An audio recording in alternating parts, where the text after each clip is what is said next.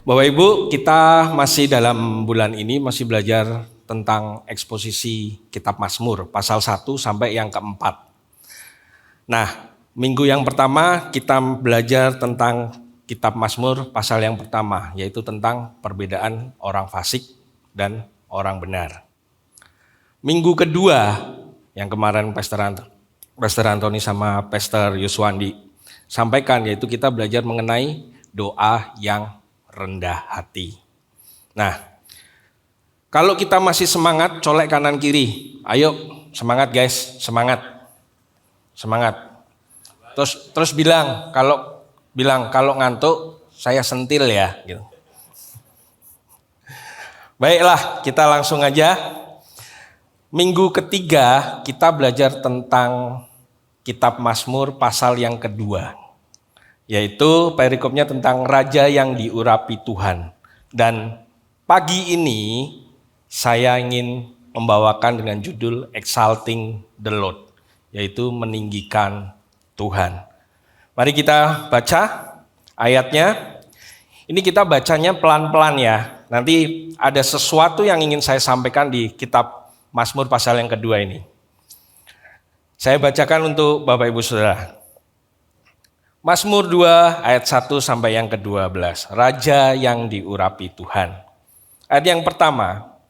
Mengapa rusuh bangsa-bangsa? Mengapa suku bangsa-bangsa mereka-reka perkara yang sia-sia? Raja-raja dunia bersiap-siap dan para pembesar bermufakat bersama-sama melawan Tuhan yang diurapinya. Marilah kita memutuskan belenggu-belenggu mereka dan membuang tali-tali mereka daripada kita. Nanti di khotbah ini saya nggak akan ada putus-putus pakai rantai, nggak ada demo. Tenang aja, aman.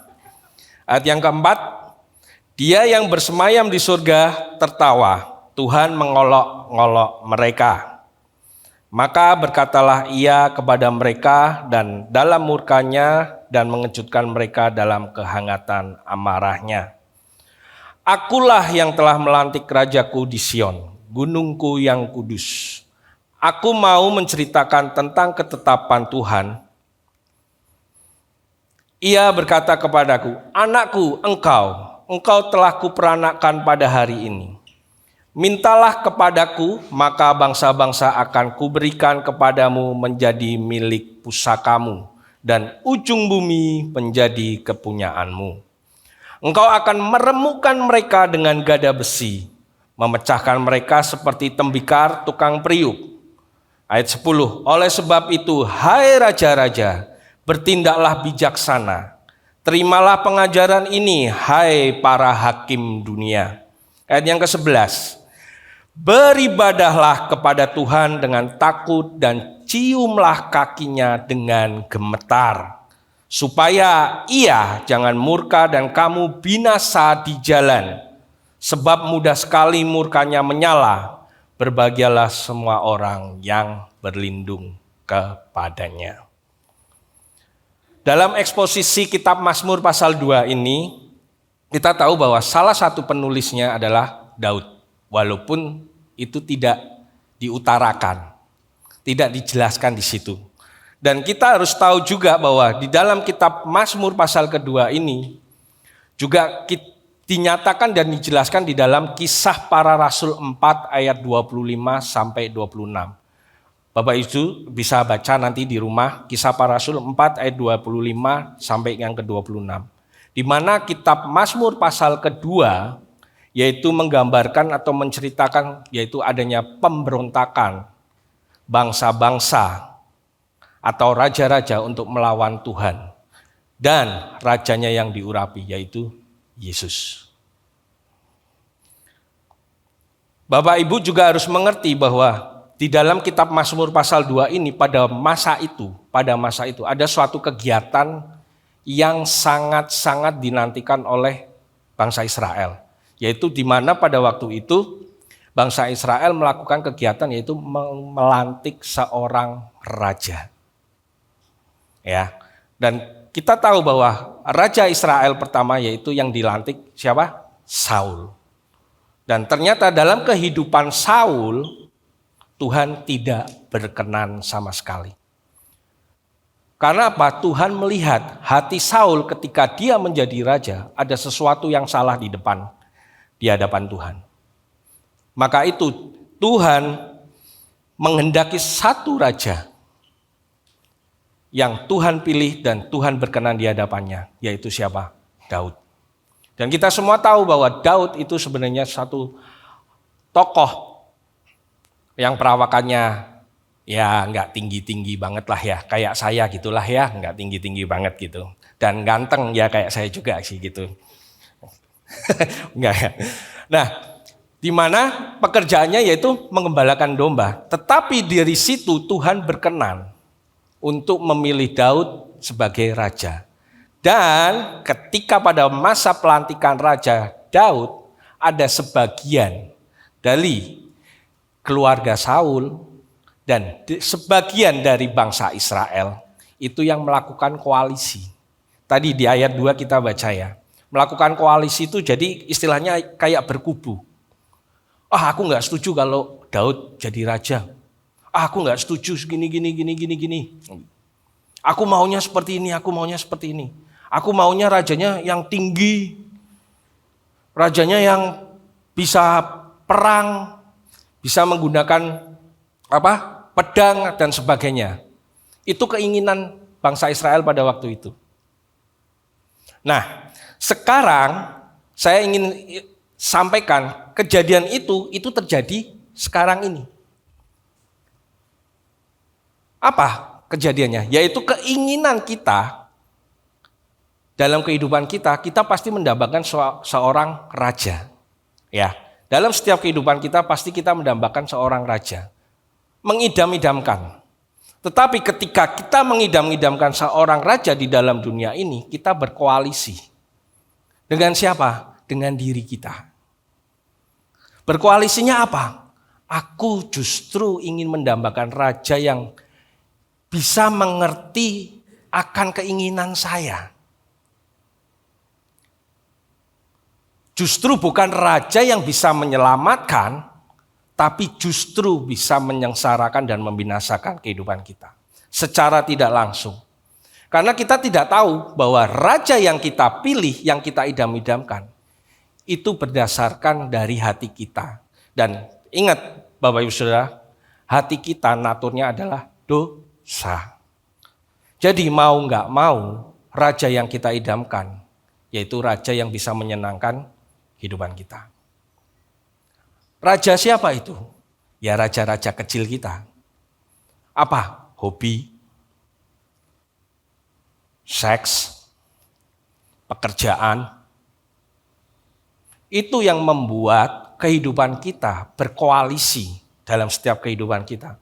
Untuk kita menjadikan hal-hal itu menjadi raja kita. Yang seharusnya kita tahu bahwa raja idaman kita yaitu Yesus Kristus. Oke? Jangan tegang Bapak Ibu Saudara, jangan tegang. Kalau Bapak Ibu Saudara tegang, saya jadi tegang. Dan mengapa judul pada pagi hari ini berbicara tentang exalting the Lord, meninggikan Tuhan. Saya ingin sampaikan bahwa dalam setiap kehidupan kita, itu pasti diperhadapkan dengan dua pilihan. Nggak mungkin satu. Kalau hidup hanya dia perhadapkan dengan satu pilihan tuh enak, serius, nggak pusing, nggak migrain. Ya, tapi pasti kehidupan kita tuh diperhadapkan dengan dua persimpangan. Mau kanan atau kiri. Makanya jalan pun ada kanan, ada kiri. Ada belok kiri, ada belok kanan. Ada lurus, ada ke belakang. Pasti kehidupan kita diperhadapkan dengan dua pilihan. Nah, tadi kita lihat ya di dalam Mazmur pasal 2 1 sampai ke 12 kita baca. Itu perikopnya tentang suatu bangsa yang mau berkoalisi untuk melawan Tuhan dan bagaimana Tuhan mengolok mereka, melawan mereka gitu kan. Nah, saya ingin katakan bahwa hidup memang selalu diperhadapkan dengan dua pilihan, yaitu apa? Tuhan atau raja-raja kecil kita, yaitu hal-hal duniawi. Kekayaan, jabatan, hikmat, kepintaran. Ini kalau kita nggak hati-hati, ini juga bisa jadi raja kita. Seks. Ya, itu sesuatu yang tidak bisa kita hindari. Sesuatu yang nggak bisa Tuhan nggak mau Tuhan. Saya maunya pokoknya saya hanya meninggikan Tuhan. Ya, Tuhan, saya itu kan orang Kristen, saya ciptaan Tuhan. Jangan dong saya diperhadapkan dengan dua pilihan. No, itulah dunia. Dan saya ingin katakan bahwa ini saya pribadi ya. Ketika kita hari Minggu, pasti kita akan bernyanyi praise and worship gitu kan. Tinggikan dirimu. Nyanyi seperti itu kan ya. Nah, terus ada lagu seperti yang tadi, Tuhan kau berdaulat, seperti itu. Kita nyanyi sampai nangis-nangis, sampai muncrat-muncrat gitu kan ya. Kesebelahnya sampai muncrat-muncrat gitu kan. Tapi ketika kita keluar dari pintu gereja, sebenarnya pintu gereja itu memang sesuatu pintu yang bisa membuat mujizat. Keluar dan kita pasti diperhadapkan dari Senin sampai Sabtu, diperhadapkan dengan suatu masalah. Nah, masalah ini yang membuat kita diperhadapkan dengan dua pilihan. Oke? Apa itu permasalahannya? Ketika kita, Tuhan, saya mau meninggikan Tuhan, hanya Tuhan yang berdaulat, hanya Tuhan yang berkuasa, hanya Tuhan, pokoknya semua dah. Nggak ada yang tidak lewat dari Tuhan, pokoknya semua Tuhan. Semua ini milikmu Tuhan, semua ini hanya karya anugerahmu. Keluar dari pintu, kita ngadapin masalah dalam pekerjaan, ya, dalam hobi. Terkadang kita bilang seperti ini, Tuhan, kalau aku nggak melakukan sesuatu kegiatan ini atau sesuatu yang harus saya lakukan, saya akan kalah dengan dunia ini. Saya akan kalah dengan kompetitor saya. Saya akan kalah dengan teman pelayanan saya. Saya akan kalah dengan tetangga saya. Toh Tuhan kan hanya berkuasa di surga. Tuhan kan tidak berkuasa di dunia. Jadi nanti Tuhan, biarkan ketika saya hidup di dunia ini, saya memakai raja-raja saya. Terkadang kita salah ada di situ. Dan kita tidak ingat bahwa ketika Tuhan, saya mau meninggikan Tuhan, saya mau mengagungkan Tuhan. Tapi kita diperhadapkan dengan suatu persimpangan, kita bisa bilang, Tuhan kalau saya nggak melakukan seperti ini, saya nggak bisa makan. Omset saya nggak bisa naik. Kalau saya melakukan pelanggaran ini, saya nggak bisa menghidupi keluarga saya. Jadi saya harus mengutamakan raja saya. Yaitu apa? Uang. Yaitu apa? Jabatan. Yaitu apa? Hobi. Dan ketika kita diperhadapkan dengan hobi, kemarin saya bikin materi ini, saya sharing-sharing dengan Pastor Anthony. Terkadang saya terpukul. Terpukulnya bukan karena di boxing, bukan ya. Walaupun hobinya Pastor Anthony boxing, bukan. Terpukulnya terkadang manusia, orang Kristen, itu lebih mementingkan rajanya itu betul. Karena apa? Ketika kita diperhadapkan suruh persembahan, suruh perpuluhan, mungkin kita ngasih. Tapi ketika kita ngasih, di belakangnya itu loh, gerundel. Bersungut-sungut, aduh, apalagi kalau semakin banyak ngasihnya gitu kan. Lumayan ini. Apa saya potong dikit ya? Karena saya butuh ini. Apalagi yang sekarang masih hobinya, hobi yang masih keren, apa? Pedal. Itu saya tanya sama teman saya, pedal itu raketnya aja sekitar 4 juta, 4,5. Nah, kan terkadang kita mikir, Tuhan, kalau ini saya kasihkan Tuhan perpuluhan semua, saya nggak bisa beli raket. Itulah manusia yang selalu diperhadapkan dengan dua persimpangan dan kita lebih mementingkan hal tersebut untuk kita melawan Tuhan. Walaupun setiap minggu kita bilang, Tuhan tinggikan dirimu.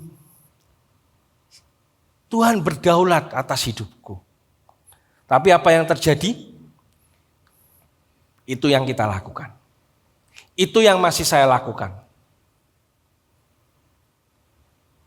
Terkadang istri bilang, Yang, kalau setiap akhir bulan, kan udah gajian, udah perpuluhan belum?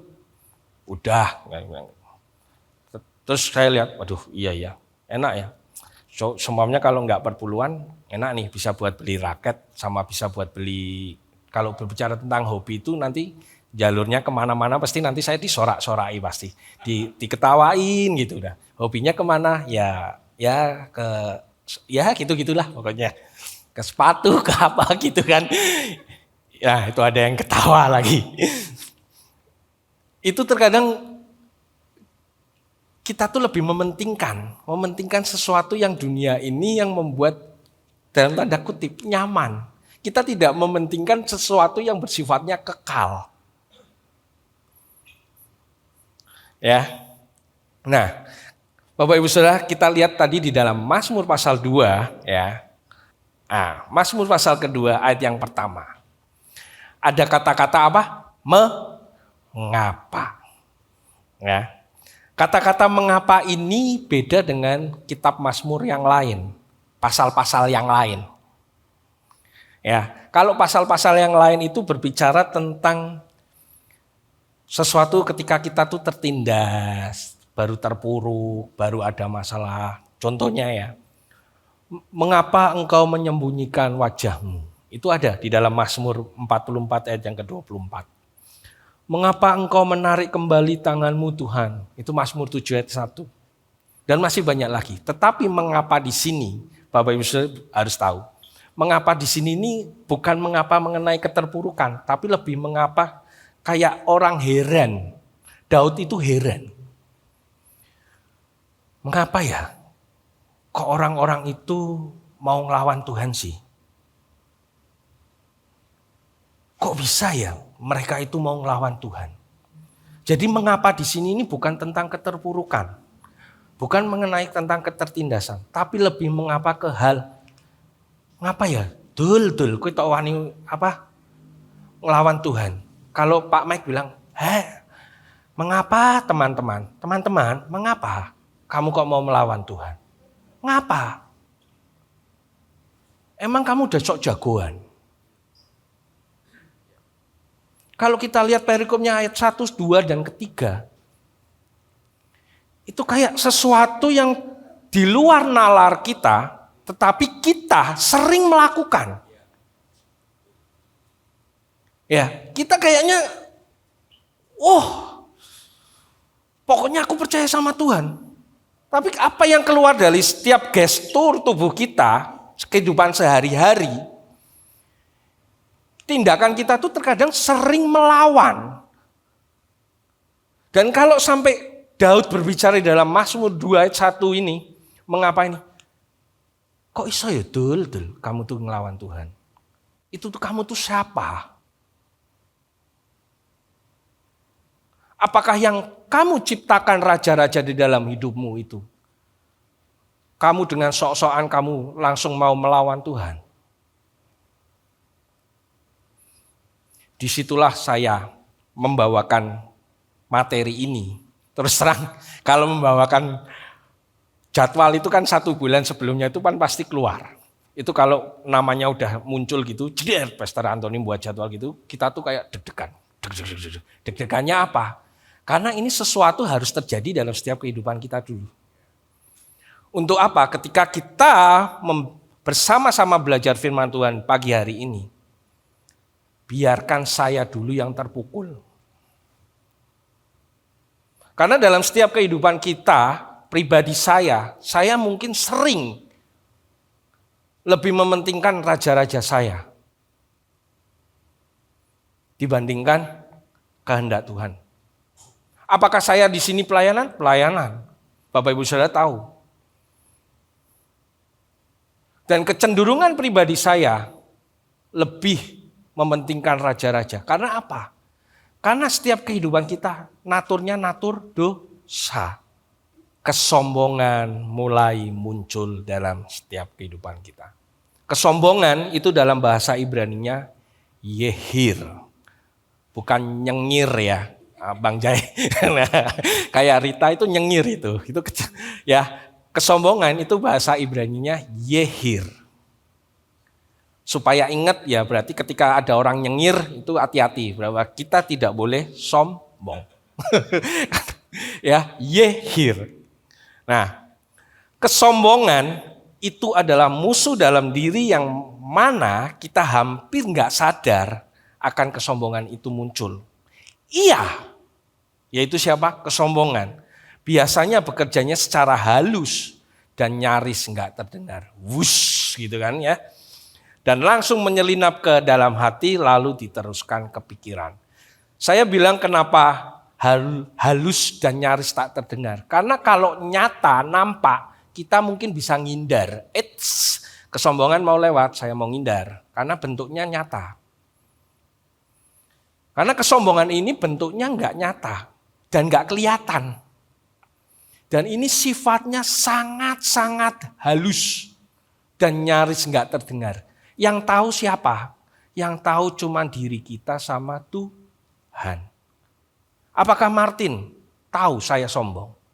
Mungkin secara kasat mata Martin tahu saya nggak sombong. Tapi apa yang saya lakukan di depan Martin, di dalam diri saya? Sorry bro, saya ngelakuin ini supaya kamu menganggap saya sebagai kokomu. Itu adalah suatu kesombongan yang muncul. Dan itu nggak nampak.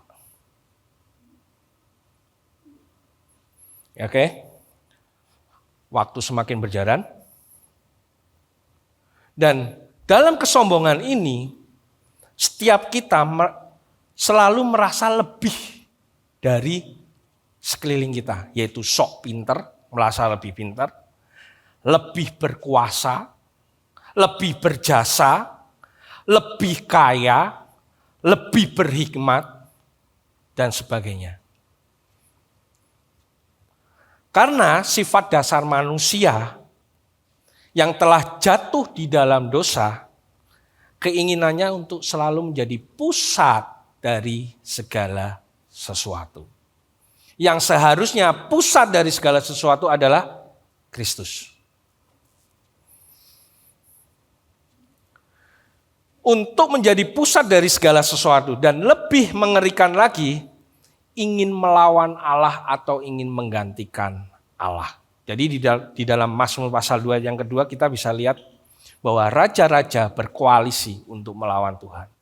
Yaitu apa? Posisinya ingin menggantikan Tuhan, digantikan dengan raja kita. Dan kita tahu bahwa sejarah kesombongan itu munculnya di Taman Eden awalnya. Kalau Bapak Ibu Saudara boleh tahu. Yaitu ketika iblis menipu Hawa. Mengatakan jika engkau memakan buah ini, yaitu buah pengetahuan, maka engkau akan menjadi seperti Allah. Oke? Dunia seperti itu. Ayo lakukan ini. Ketika engkau melakukan ini, engkau bisa menggantikan Allah. Kamu tidak perlu Tuhan. Karena apa? Ketika kamu melakukan ini, kamu pasti kaya. Kamu pasti bisa naik jabatan dan itu semuanya tidak perlu Tuhan. Oke? Nah, kenapa muncul pertama dosa itu di Taman Eden? Karena Hawa waktu ditawarin transaksi dengan si iblis, Hawa merespon. Oke, Hawa merespon. Hati-hati dengan kata merespon. Ketika kita merespon dengan sesuatu yang tidak sesuai dengan kehendak Allah, pasti kita akan melakukan kesalahan. Dia meresponnya apa Hawa ini? Oke, benar juga ya ketika saya memakan buah ini, berarti saya nggak perlu bergantung sama Tuhan. Berarti saya nggak perlu sama Tuhan. Apa yang saya lakukan berarti bisa saya lakukan tanpa minta izin sama Tuhan. Tuhan melakukan ini, berarti saya bisa juga melakukan ini. Itu prinsipnya dari Hawa ketika ditawarin. Ayo kamu makan ini, nanti kamu akan seperti Allah. Akan mengerti. Dan dalam pikiran Hawa, pikirannya, oh ya kalau seperti Allah, kalau Allah bisa seperti ini, berarti ketika saya makan buah ini, saya juga bisa seperti ini. Itulah kejatuhan dosa pada pertama kalinya. Dan itu sampai sekarang, apakah masih terjadi? Masih. Kita sering menggantikan apa yang kita miliki, ya kan? Itu dengan Tuhan, menggantikannya. Kalau kita bisa tahu, kesombongan bisa dalam bentuk sikap seperti ini, iri hati, tidak mau diarahkan alias melawan, dan merasa terancam. Merasa terancamnya seperti ini. Saya kan lebih banyak di bidang sekuler ya, di pekerjaan. Terus terang aja di bulan-bulan ini diperhadapkan dengan sesuatu yang membuat saya lelah. Lelah dan sangat lelah. Saya menemukan kembali, yaitu teman saya melakukan fraud, bla bla bla gitu. Saya kaget sekali pokoknya. Saya pikir semua aman, masih aja melakukan fraud. Tapi saya menegur dia waktu di Lombok. Saya dudukin, saya nggak emosi, saya dudukin di lobi. Kok kamu bisa gini sih, gini. Dah habis gitu, saya cuman bilang, di dalam kepercayaanmu, apakah tidak mengajarkan sesuatu yang sama juga dengan kepercayaan saya sebagai orang Kristen? Saya bilang. Dia diam gini, iya sih Pak, saya salah gini. Dan ada satu kesombongan yang tetap muncul dalam diri dia, padahal dia sudah melakukan kesalahan. Tapi Pak, kalau saya nggak melakukan ini Pak, omset turun, saya makan apa Pak? Itu cara kerja dunia, di mana cara kerja dunia itu datang dan kita merespon. Dan dia lebih suka melakukan itu dan menerima hal itu.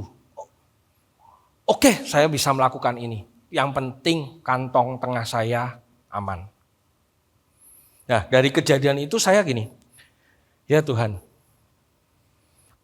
pokoknya dengan kejadian ini saya sudah mengabarkan Injil dalam kehidupan dia.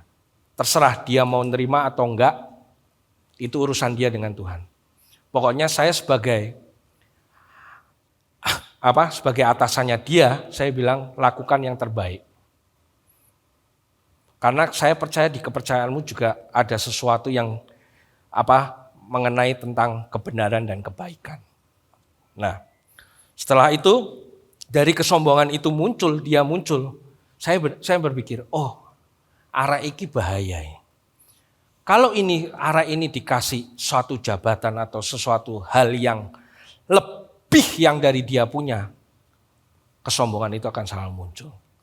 Dan Abraham Lincoln juga berkata, jika ingin melihat karakter atau kepribadian seseorang, beri dia kekuasaan. Ya. Jika ingin melihat karakter atau kepribadian seseorang, beri dia kekuasaan. Ini tidak berbicara di dalam pekerjaan aja, di dalam pelayanan pun ya. Saya sampai bilang, Tuhan jagai setiap hati saya. Ketika gereja sudah mempercayakan bukan kekuasaan, suatu jabatan di servis, dan ketika saya tidak merespon itu dengan benar, justru pelayanan saya bisa jadi batu sandungan. Saya tidak mau itu. Muncul kesombongan dalam kehidupan saya, dalam pelayanan saya, untuk saya jadi arogan. Nggak bisa, udah jadi head service ketika ditegur sama bagian divisi yang paling bawah? Nggak bisa, kamu levelnya paling bawah, kamu yang harus nurut saya. No. Dan apakah di dalam pelayanan bisa terjadi? Bisa. Di dalam pekerjaan bisa terjadi? Sangat bisa. Kita tahu bahwa kesombongan itu kita tidak bisa hilangkan dalam waktu satu hari. Kita tidak bisa hilangkan kesombongan itu dalam sekejap seperti membalikkan telapak tangan. Kesombongan itu harus segera dikikis secara perlahan-lahan, bukan dengan kekuatan kita. Oke, tapi kita harus melakukan itu supaya apa? Supaya raja-raja kecil yang kita munculkan itu semakin hilang. Dan kita harus tahu bahwa ada satu raja yang luar biasa, yang seharusnya kita idam-idamkan. Dan kita harus tahu juga di dalam Mazmur pasal 1, Mazmur pasal 2 ayat 1 sampai ke 12 tadi tentang kesombongan. Kita lihat ada ayat 4 dan 9, Tuhan berkata seperti ini. Tuhan tuh ketawa, ya kan? Tuhan ketawa dan mengolok-olok. Dan yang ayat yang ke-9 kita tahu bahwa Tuhan bisa meremukkan mereka dengan gada besi. Ya kan? Nah, saya punya ilustrasi seperti ini, Bapak Saudara. Kenapa Tuhan tuh kok ketawa? Saya punya ilustrasi seperti ini. Di dalam keluarga, contoh keluarga saya. Sena sama Jose itu mungkin minta main gendong-gendongan. Ya, Pi, ayo gendong-gendongan. Siapa yang bisa ngangkat paling tinggi, dikasih hadiah ya Pi. Makan gitu. Papi traktir. Oke, siap. Wah, cecenya gendong Jose. Keangkat. Woi, gitu kan. Nah, terus cecenya ngangkat papahnya. Yang ngusul itu Jose, Pi gendong-gendongan yuk Pi, oke. Cecenya ngangkat, oh mungkin keangkat dikit gitulah ya cecenya. Nah ini Jose-nya, Pi sekarang giliran Jose, harus angkat papi. Gitu. Oke, saya bilang gini, dah Jose persiapkan dulu semua, papi tak mandi dulu. Dah Jose mau makan dulu, Jose mau minum susu dulu, Jose mau apa, silahkan. Papi kasih waktu 10 menit, papi mandi dulu. Oke, Pi. Udah siap, Jose? Udah, Pi. Siap ya? Oke, ini hadiahnya luar biasa loh nih. Nanti ditraktir papi makan. Oke, Pi. Ngangkat pun, gerak pun enggak. Karena berat. Itulah. Dan saya sebagai papa, dah giliran papi ya. Papi dengan ketawanya. Oke, sekarang giliran papi. Saya ketawa. Angkat. Wah, keangkat. Itu yang digambarkan di dalam Mazmur pasal 2 ayat 1 sampai yang ke-12. Gimana Tuhan itu ketawa ketika raja-raja bangsa Israel itu mau melawan. Tuhan itu hanya ketawa. Ini Pak Yoswandi nih. Dul. Ikun sopo. Kamu tuh siapa? Kok mau ngelawan saya? Kamu tuh lo tanah liat. Tak gibeng sekali sama gada besi, hancur. Tuhan tuh makanya cuma ketawa aja. Sok-sokan juga ini. But, sok-sokan aja kon but. Kamu tuh siapa? Dulu tuh kamu siapa? Tadi Pak Timotius Arifin dalam videonya bilang, manusia lahir itu menggenggam bayi. Tapi ketika mati terbuka. Itu istilahnya gini, kita tuh mati tuh nggak bawa apa-apa. Makanya Tuhan tuh cuman ketawa. Kamu tuh siapa kok berani lawan saya? Ojo sombong atau ya, jangan sombong. Oke, nah di dalam Yesaya 2 ayat 10 ayat 11, ini di TSI ya. Ketahuilah hai orang-orang sombong, suatu hari nanti Tuhan akan datang dengan murka yang mengerikan dan semaraknya yang menakjubkan. Saat itu kalian akan dengan sangat ketakutan, coba saya bersembunyi darinya. Coba saja bersembunyi darinya. Kalau bisa, ya berarti kita mau bersembunyi dimanapun bisa? Nggak bisa. Oke? Coba saja bersembunyi darinya kalau bisa. Masuklah ke gua-gua batu dan lubang di tanah. Karena hari itu kalian yang sombong akan direndahkan.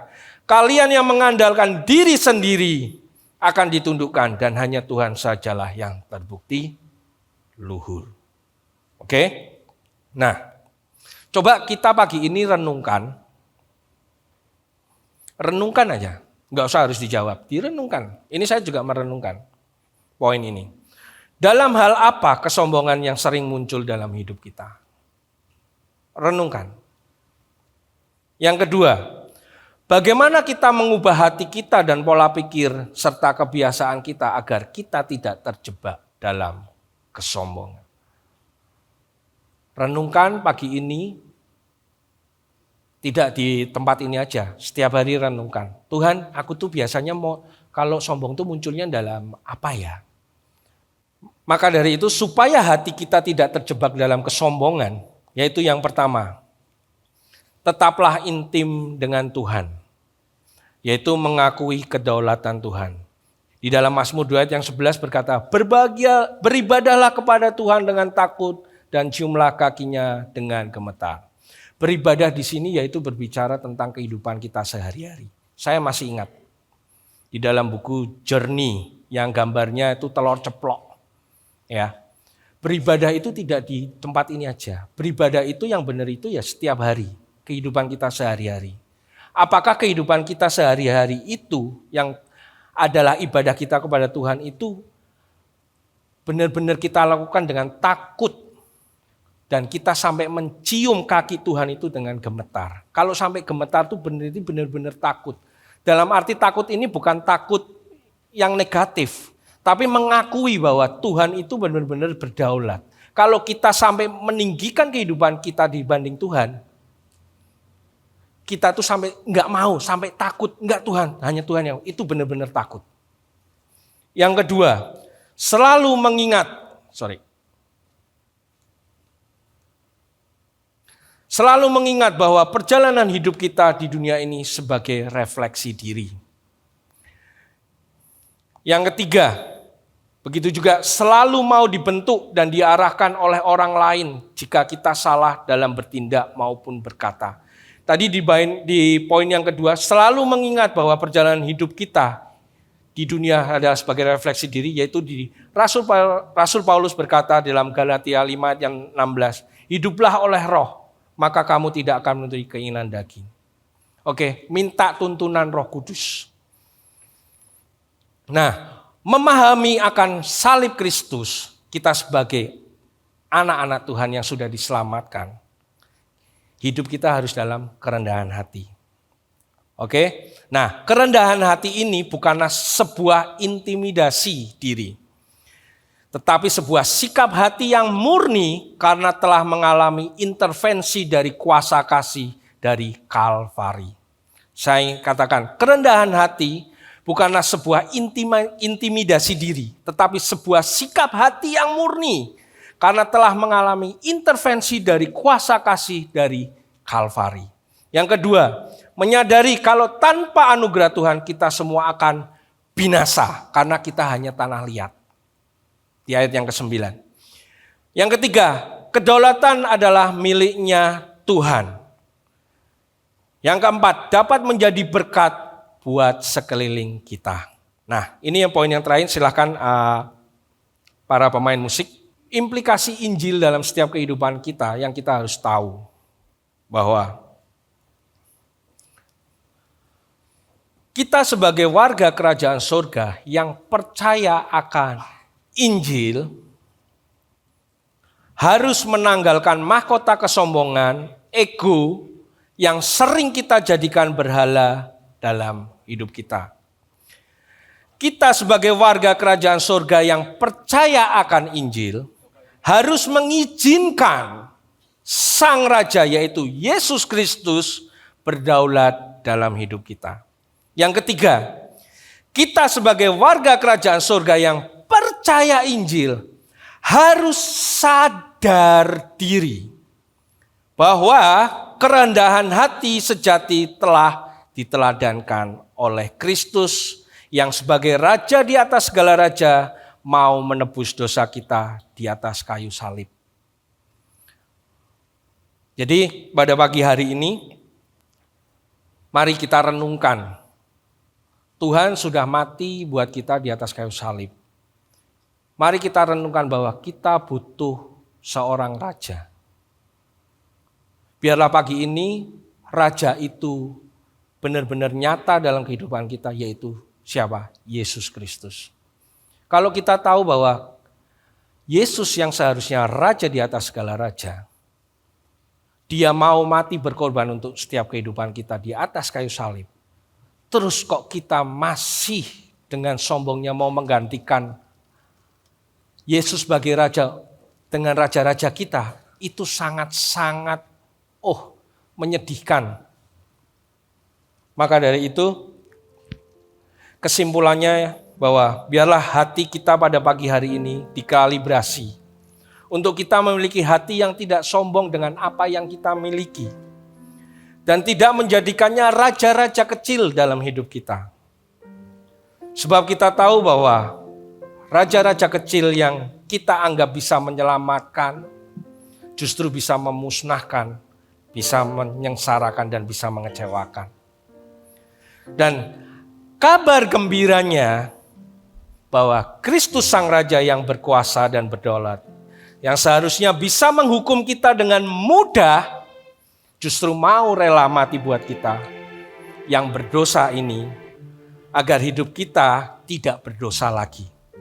Dan tidak ada raja-raja kecil, itu yang Tuhan inginkan. Dan hidup kita memperoleh anugerah keselamatan yang kekal, serta hidup yang bisa menjadi berkat buat orang lain. Dan kita memperoleh kebahagiaan yang kekal karena berlindung kepadanya. Mari kita berdoa.